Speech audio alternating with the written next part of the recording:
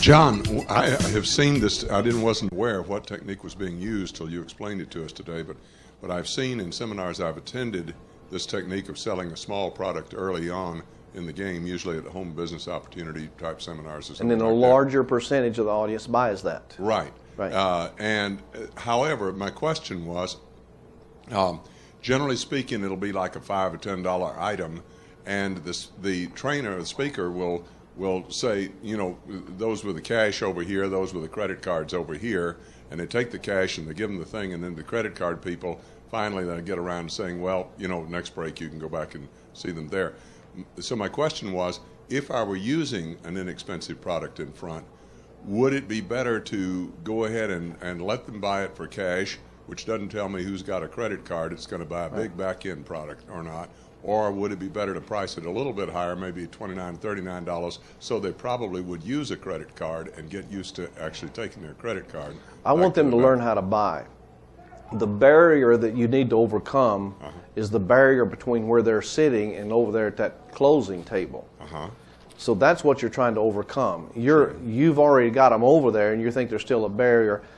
Whether they have a credit card or cash is insignificant to me. Yeah, but what I'm saying is, they didn't have to go to the table if they had the cash. The speaker just gave it to them from the front.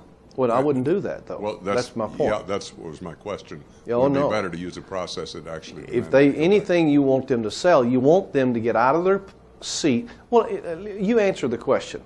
What do they have to do to buy your big-ticket item? Right. Then you make sure they go through that same process to buy your inexpensive item. That was my question, yes, sir. Now, let me show you, and I will tell you also that you're always going to be searching for that inexpensive product, and you may never find it.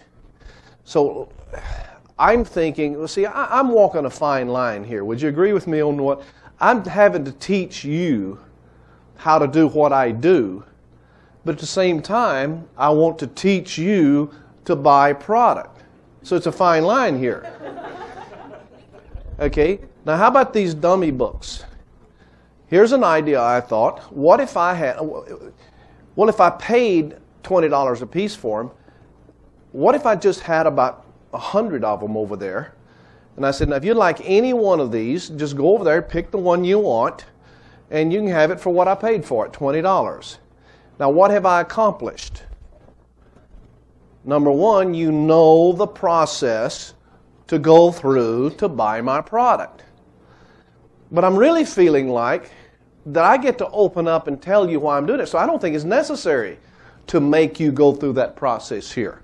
I don't think it's necessary for you to go through that process because I'm going to tell you what I'm doing. The other idea I had is I have these high school classes that you're going to teach. Now what I do, I gave you the enrollment sheet, right? I could have said, now if you are really interested in this, you can do it a couple of ways. You can log on the internet and you can go to this, or I have the enrollment sheet and the information packages, and if you just pay the shipping, and that's like $4 a piece, you can go over there and you can get these right here.